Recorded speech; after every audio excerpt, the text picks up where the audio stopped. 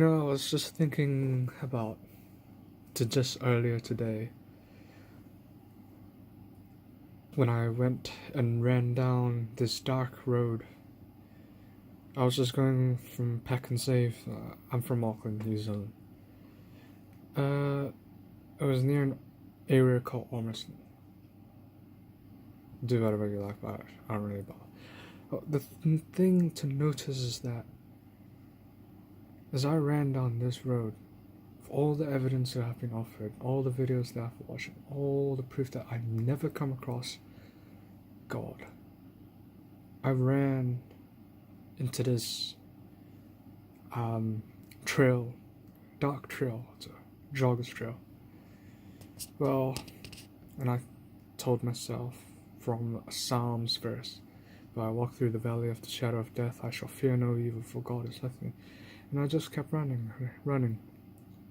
God kept saying, "God, protect me." I looked up to the night skies. I felt fear, of course, but I've never really paid any attention to it. I just kept looking straight, not looking to the left and to the right in case, some monster might check me. And in this case, science has proved that yes, there's no such thing as monsters. Or, people would like to say fairies, but they are based on a mythological reality, a scientific reality, in fact. People would like to say atheists. All of that is nonsense. What labels you might attach to it, what methodology, theology, ideology, whatever it is, it does not really come to a conclusion that, but it does in the hearts of men, the minds, because they firmly just want to believe it, like a person who's scared of a lion that's going to attack him, a couple of videos you watch, the causative agent of such, but it does not really, it makes sense. You would want to as well, if you down Chicago, you're down somewhere that's a dangerous area, fearing for your safety and such, and you pray to God and you pray to a higher being to protect you. If even a person who's probably done moral bad acts as such would try to pray, and that is one of the main reasons that humans look towards maybe a mass narrative, the what do you call it again? The macro narrative, big narrative. They explain this a lot, what sociology or whatever. But I'm just thinking that's the fact. That's the fact that one of the facts that science can prove, that we all are afraid of bigger predators than us, imagined or real predators, in fact. But even real predators, we are less scared because we are such in shock that we just run. Imagine predators take such a hold of your mind. And for a fact that, people who watch horror movies, I don't know if they double it down for that fear, that's why. But that's one of the main things that we know.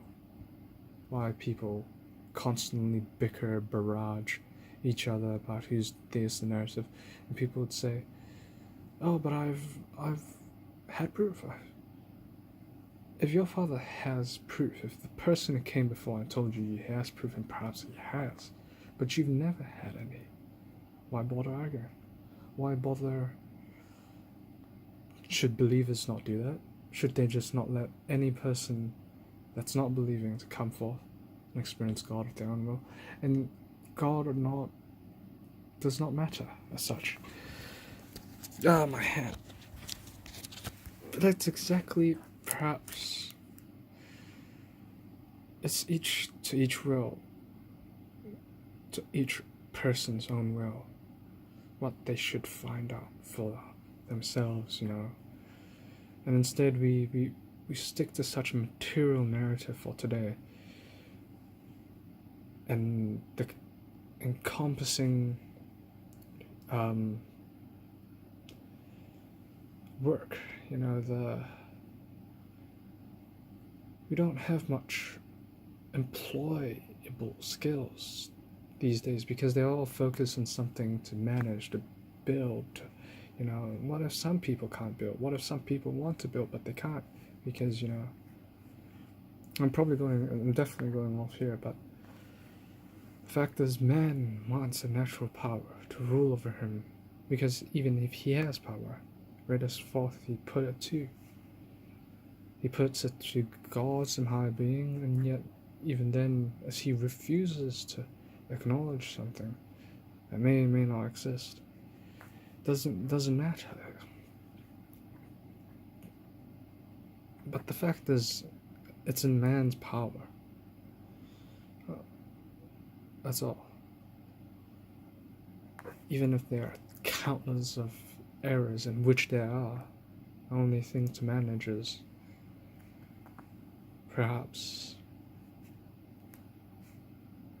more freedom in the academic world to give forth knowledge that's for the public.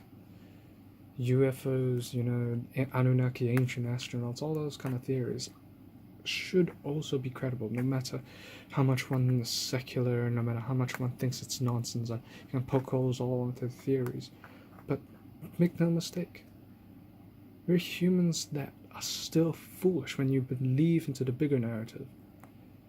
No doubt it is so, you know, you can't just think that we're all alone. That's definitely not possible. But here ends my speech, you know. I've never made a YouTube video or anything, but perhaps this is one where I can just explain one of my thoughts. Well, just recently I watched this movie called The Professor and the Madman. Terrific, truly fantastic film. Obviously, aggrandized as it is. Yeah.